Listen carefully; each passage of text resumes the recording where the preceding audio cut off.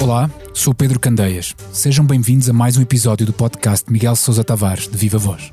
Neste episódio iremos falar da prestação de João Galamba no Parlamento, da crise no SNS, do caso Madeleine McCann, de elogios a um determinado ministro e da guerra de palavras na guerra Israel-Hamas. É um menu vasto e variado.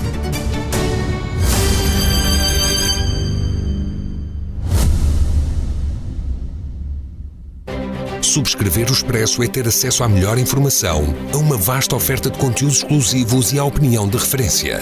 Subscrever o Expresso é tornar-se membro do nosso clube, poder ser voz ativa de uma comunidade informada e beneficiar de vantagens exclusivas. Subscreva o Expresso em expresso.pt/digital. Expresso. Liberdade para pensar.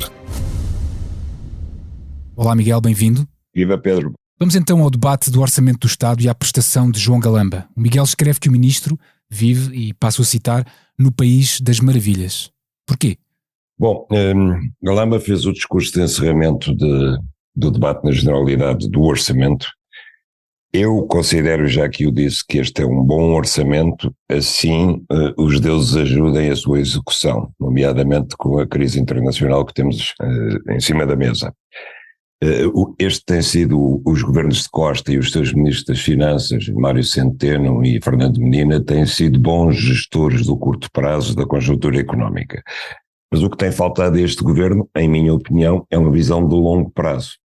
Uma visão que pense no desenvolvimento do país, no crescimento económico do país. Nós continuamos com crescimentos endémicos para aquilo que precisamos para preencher o fosso que ainda nos separa dos países desenvolvidos da União Europeia, e basta compararmos com os que partiram atrás de nós e que crescem muito mais do que nós e já nos estão a ultrapassar, e nesse sentido este orçamento é vazio de ideias como são as grandes opções económicas. Ora, o discurso de Galamba, ao louvar-se e ser aplaudido por coisas tão ridículas como a obra de eletrificação da linha do Algarve, cujo primeiro troço ainda não está acabado e que vai com 3 anos de atraso, as obras da ferrovia da Beira Alta, que estão com 3 anos de atraso, a linha de alta velocidade Porto-Lisboa, que irá começar os trabalhos no início do próximo ano, e coisas dessas assim, de tal maneira ridículas, chega a ser patético. Quer dizer, ele está a falar de coisas que já deviam estar prontas há vários anos e fala como se fosse uma grande conquista irem agora começar. Eu dou como exemplo extremo, mas que é real, que a eletrificação da linha do Algarve, que não vai acrescentar 1 km à velocidade média de 45 km com que os comboios ali circulam, só essa eletrificação em 2023 vai demorar mais tempo a ser feita do que toda a construção da linha do Algarve em 1903. Isto é absolutamente inacreditável.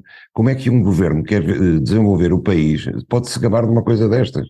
Em vez de pedir desculpas pelo atraso ou tentar justificá-lo, João Galamba vem-se vangloriar de uma coisa inacreditável. É como se um Ferrari quisesse concorrer com um burro, para usar aquela imagem que António Costa usou quando se candidatou numa campanha eleitoral. À Câmara Municipal, não foi? Exatamente. O burro chegava mais depressa que o Ferrari. Pois neste momento nós parecemos, em matéria de comboios e não só, parecemos um burro a concorrer com os Ferraris. Basta olhar para o que se passa na ferrovia em Espanha aqui ao lado para perceber que nós estamos na idade média do transporte ferroviário, que era essencial para o país. E concorda com as críticas que foram feitas a Galamba por não ter falado da TAP e do aeroporto, ou seja, temas que estão muito na ordem do dia e sobre os quais o ministro terá responsabilidades? Aí não concordo tanto, porque eu acho que, para ser sincero, o dossiê TAP, como se viu pela intervenção anterior de António Costa, não vai, obviamente, passar pelo Ministro dos Transportes, vai passar pelo Primeiro-Ministro diretamente. E porque o dossiê ainda não está fechado, porque depois do veto do Presidente da República, tendo exigido uma clarificação de quais eram as balizas para a privatização da TAP, essa clarificação ainda não está feita. Eu acho que nós andamos um bocadinho à toa nessa matéria. E também não era propriamente matéria do Orçamento de Estado, digamos assim. Agora, eu concordo com as críticas que, ao escolher João Galamba para encerrar o debate na generalidade, eu pensei que ele tivesse alguma coisa de importante para dizer, ou diferente, ou que pelo menos fosse refletir apenas e só as ideias do governo. Mas ele não resistiu a uma alfinetada pessoal final ao Presidente da República, que em minha opinião foi absolutamente deselegante, absolutamente desnecessária e foi mesmo infantil, foi uma infantilidade de João Galamba. E eu pergunto-me se o Primeiro-Ministro teria conhecimento dessa parte do discurso. É difícil que não tivesse, é difícil que João Galamba não tivesse avisado primeiro António Costa, olha, eu vou acabar com uma piada ao Presidente da República. É difícil que isso não tenha acontecido. Mas se aconteceu com conhecimento de António Costa, foi muito infeliz. Se aconteceu sem o conhecimento de António Costa, então agora sim, eu acho que era a altura de António Costa meter os patins a João Galamba. Fica aqui a sua opinião sobre Galamba e sobre António Costa. Agora queria mudar um bocadinho de tema. Sobre o SNS, o Miguel assume uma posição relativamente crítica à atitude dos médicos, sugerindo que há uma certa, digamos, ingratidão perante o esforço do país que os formou. Exatamente. Eu começo por dizer que, desculpem-me se estou a ser injusto, se estou a dizer uma grande asneira, porque eu não consigo, entre as posições contraditórias de ambas as partes, eu não consigo ver absolutamente claro, mas também já tenho visto de alguns médicos um apelo à sensibilidade do corpo clínico do Serviço Nacional de Saúde para com a situação, não esquecendo nunca de que o objetivo principal do Serviço Nacional de Saúde é servir os doentes, não é servir os médicos.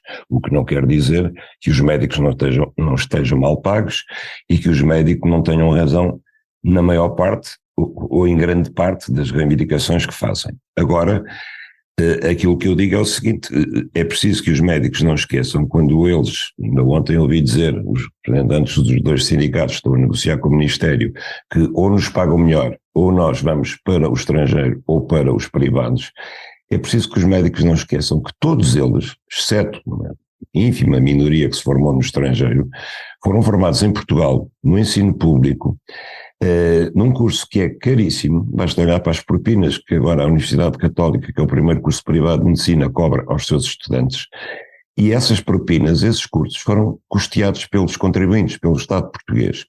Tal como sucede na Força Aérea, onde os oficiais, pilotos aviadores que saem da Força Aérea têm um contrato com o Estado que não o podem abandonar imediatamente para ir voar nas companhias de aviação privadas, por exemplo.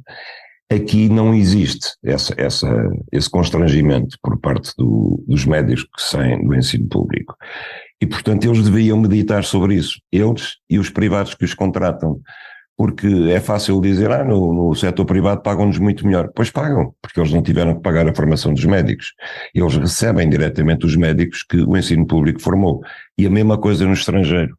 Me faz muita confusão, não apenas como contribuinte, mas como português, pensar que nós estamos a formar médicos, estamos a formar enfermeiros, estamos a formar engenheiros, e que depois eles vão para fora, para o estrangeiro, para países que são mais ricos que nós, que não gastaram €1 na sua formação e recebem de braços abertos e vão pagar melhor aos nossos jovens formados aqui com o esforço dos impostos portugueses.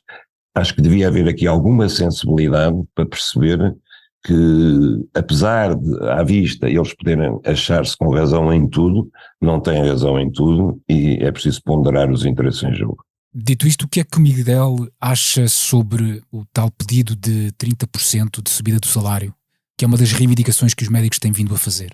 Bom, isto é um bocadinho parecido com embora as razões sejam diferentes e os pedidos sejam diferentes, um bocadinho parecido com a história dos professores. Quer dizer, nós estamos perante um dilema que é ou o Estado vai saldar injustiças do passado ou o Estado vai investir no futuro e na justiça futura.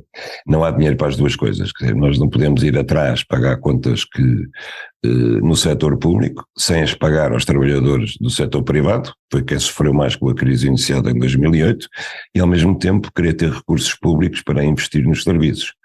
O ministro Manuel Pizarro tem dito que há um limite que ele não ultrapassa nas reivindicações salariais dos médicos, que é o limite em que lhe faltará dinheiro para a sobrevivência do próprio Serviço Nacional de Saúde. Ora, se o Pedro me perguntar, haveria alguma empresa portuguesa que de um dia para o outro fosse capaz não só de baixar o horário dos trabalhadores de 40 para 35 horas, como também, mesmo que faseadamente, subir os vencimentos em 30%, não havia nenhuma capaz disso. Não haveria uma só empresa portuguesa que resistisse, tente satisfazer essas reivindicações. Portanto, eu acho que, tendo os médicos conseguido o principal, que é o horário de 35 horas, das quais 12 prestadas em urgências, a parte salarial depois, acho que aí eles terão que ceder, terá que haver um meio termo, e é o tal meio termo onde eu digo que tem que haver ponderação de ambas as partes. Mudando agora de tema, o caso Madeleine McCann. Esta semana a BBC escreveu que a PJ pediu desculpa ao casal, uma informação que a própria Polícia Judiciária desmentiu posteriormente. Seja como for, o Miguel, no texto, acusa a PJ de incompetência, neste caso. Porquê? Olha, eu não vi o desmentido da PJ, eu tomei aquilo como bom, e acho lastimável se não foi o caso, porque a PJ, se não pediu desculpas, já o devia ter feito há muito tempo, porque a atuação da PJ, como eu disse, juntou uma incompetência patente e gritante desde o início das investigações no Algarve a uma coisa infame, que foi, além dessa incompetência, não conseguir deslindar o caso, nem ter feito tudo o que devia e que estava ao seu alcance para fazer logo no início, juntou a infâmia de ter lançado publicamente suspeitas sobre o casal McCann, terem sido eles que assassinaram a filha e que, através de um mecanismo verdadeiramente extraordinário, no espaço de meia hora terem enterrado o corpo da filha de tal maneira que nem cães polícias, nem centenas de agentes da GNR conseguiram dar com ele. Portanto, essa dupla atuação da Polícia Judiciária, por um lado, incompetente para deslindar o caso, por outro lado, difamando o casal vítima do rapto, arrastou-se até que o Ministério Público acabou com essa tese, mas ela perdurou na imprensa portuguesa, perdurou de várias formas, ficou um labéu em cima dos pais até hoje, junto de muita gente, e nesse aspecto eu acho que a Polícia Judiciária de facto devia um pedido de desculpas públicos aos McCann, que já devia ter feito há muito tempo. Lastimo que afinal não tenha feito, ou se calhar fez, mas quis mantê-lo em segredo, e os ingleses descobriram, e a PJ veio dizer que não pediu desculpas, mas olha, se não pediu devia ter pedido. O que a PJ diz foi que teve um encontro breve com os pais de Madeleine McCann, mas que nesse encontro nunca foram pedidas desculpas pela atuação. Pois, Pedro, é o que eu lhe digo, se não pediu desculpas devia ter pedido desculpas, porque de facto eu acho que aquilo foi um caso que enxovalhou Portugal. Estava cá toda a imprensa estrangeira, porque era um tema que estava na ordem do dia, não é? Que era o rapto de crianças, a pedofilia infantil, a exploração de menores raptados no estrangeiro. Estava em causa a imagem de Portugal como país seguro e como país seguro para os turistas, e portanto desde o início que a direção da Polícia Judiciária devia ter tratado o assunto com pinças, devia ter posto ali os seus melhores investigadores, os seus melhores agentes, e não ter deixado aquilo, a investigação a cargo de uma pessoa que era notoriamente incapaz e leviana a conduzir a investigação, como foi o caso. E agora, como nem tudo é mau, o Miguel faz um raro elogio à governação, nomeadamente a José Luís Carneiro. Não, ainda há bocado acabei de dizer que tínhamos um bom orçamento, à conjuntura, não é um raro elogio. Mas eu acho que, de facto, nós, como eu digo às vezes, é por falta de tempo, porque é sempre mais urgente a crítica do que o elogio, outra vez é por falta de espaço, porque há mais temas, mas eu já vinha adiando há muito tempo isto. Nós estava previsto, toda a gente o dizia, que nós íamos ter um verão terrível, com o aumento das temperaturas.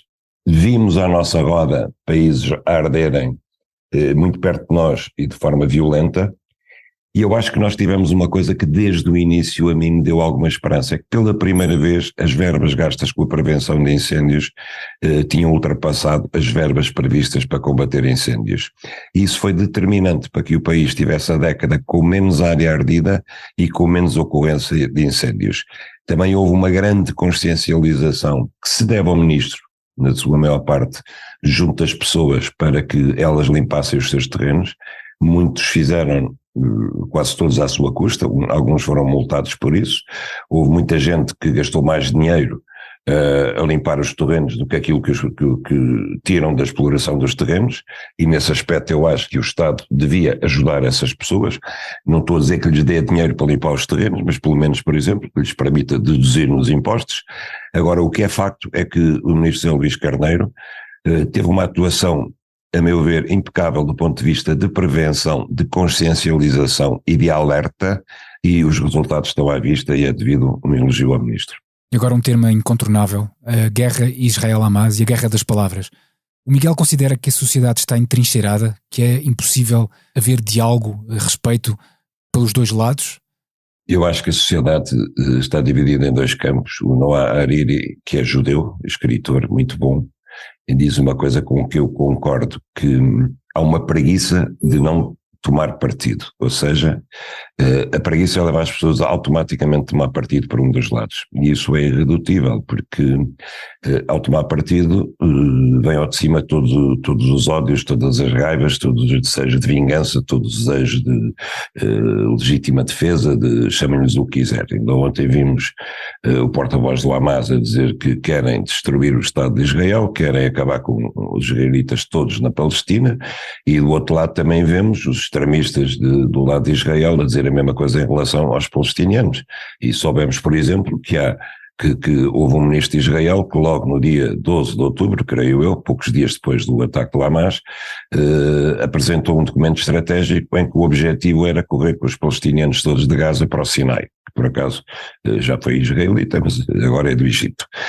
E portanto há aqui uma incapacidade de tentar encontrar o meio termo, uma incapacidade de ultrapassar o contencioso do passado, e isso é verdadeiramente fatal para encontrar um caminho para a paz. Agora, tem-se assistido também paradoxalmente a uma coisa que eu acho curiosa. Há muito mais tentativas, apesar de tudo, de forçar a paz, ou pelo menos de tentar dominar a mão extremista do Hamas e a mão extremista de Israel, nestes 20 e tal dias de guerra, do que houve em 20 e tal meses de guerra da Ucrânia, onde não há nenhum movimento sério a favor da paz. Isso tem que ver em grande parte também com a posição dos Estados Unidos, que tem forçado muito Israel à contenção, e tem que ver também com uma série de países árabes, com o Qatar à cabeça, que tem também tido uma influência determinante sobre o Hamas. Crê que esta guerra pode escalar para coisas muito piores? Toda a gente crê isso, e eu acho que é por isso que tem havido tanta movimentação diplomática no sentido de tentar conter os danos da guerra, porque é uma guerra que pode escalar à roda, e pode escalar e atingirá toda a gente à roda, atingirá todos os países vizinhos, atingirá a Europa necessariamente, atingirá todos os países que são dependentes da energia do Médio Oriente, e atingirá todos os blocos. E será uma guerra tremenda, basta pensar no que aconteceu em 67 e 73 para vermos as consequências. Acho que os portugueses ainda se lembrarão, alguns, os que viveram isso, o que era em 1973 na crise do petróleo, o que eram as filas para abastecer os automóveis de gasolina, o que eram as situações até caricatas de pessoas que enchiam as banheiras com jerrycans de gasolina, quer dizer, economia paralisada, tudo isso, e se voltarmos a isso será uma catástrofe económica e talvez pior ainda. Agora é o tempo do improviso, mantemos-nos mais ou menos nessa geografia. A Arábia Saudita irá provavelmente organizar o Mundial de 2034. Depois do Qatar, depois da solução pan-continental que envolve Portugal, Espanha, Marrocos, o que é que acha que a FIFA quer fazer? Ou o que é que anda a tentar fazer? Olha, a primeira coisa que eu acho extraordinário é que, no meio desta crise toda, no Médio Oriente, a FIFA continua com the show must go on, e a FIFA continua com o show em andamento como se nada fosse, e atribui já, por exclusão de partes, como havia mais candidatos, atribui um Mundial para daqui a 10 anos à Arábia Saudita, sabendo nós onde é que estará a Arábia Saudita e onde é que estará o Médio Oriente nessa altura. Mas enfim, aconteceu. Eu considero a FIFA uma organização de negócios e pouco mais do que isso. Acho que tem feito muito pouco pelo futebol. Vai de alargamento em alargamento sucessivo do número de clubes que disputam os mundiais de futebol, porque quanto mais clubes, mais dinheiro, mais transmissões televisivas envolvidas, e esse é o único objetivo da FIFA, é ganhar dinheiro. Mas isso implica que a organização dos mundiais de futebol já está de tal maneira complexa, cara e difícil de levar a cabo, que veja, por exemplo, que o Mundial 2030 já é organizado por 3 países, Portugal, Marrocos e Espanha, e com alguns jogos a começarem na América do Sul. E, portanto, tirando países riquíssimos como o Qatar ou a Arábia Saudita, que nem são sequer países com grande tradição futebolística, para não dizer nenhuma, já não há países que se atrevam a organizar sozinhos um Mundial de Futebol também ao seu custo. E vimos isso neste caso. havia um concorrente, havia dois concorrentes na Ásia, a Austrália e a Arábia Saudita. A Austrália, que está longe de ser um país pobre, que é um país poderoso, grande, com grandes ligações aéreas, com grande capacidade económica, desistiu porque achou que não valia a pena, que o custo, a relação custo-benefício era de tal forma absurda que não valia a pena organizar o Mundial de Futebol. E avançou a Arábia Saudita porque tem dinheiro para isso e tem dinheiro para muito mais. Aliás, já se está a posicionar há algum tempo, com esta história da contratação das grandes vedetas de futebol em fim de carreira ou não, já se estava a posicionar há algum tempo. E o príncipe regente da Arábia Saudita tem usado o desporto e tem usado o futebol, como o Qatar fez também, para limpar a imagem política do país.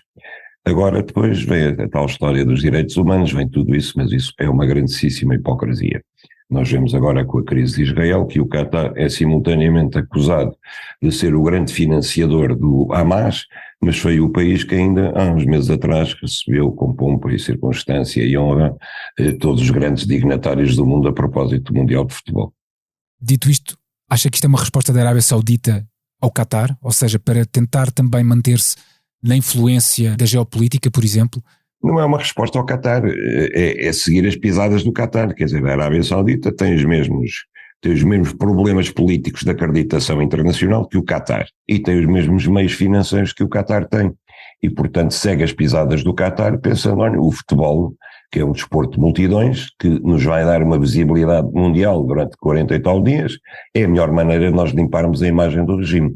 Nós fazemos aqui o Mundial de Futebol e depois podemos continuar a proibir a homossexualidade, a amputar as mãos a ladrões, a apedrejar mulheres, a aplicar a Sharia do Islão, etc. Podemos fazer tudo isso porque eles no fundo não se importam. Desde que a gente pague os custos do Mundial de Futebol, vai vir cá toda a gente beijar a mão ao príncipe.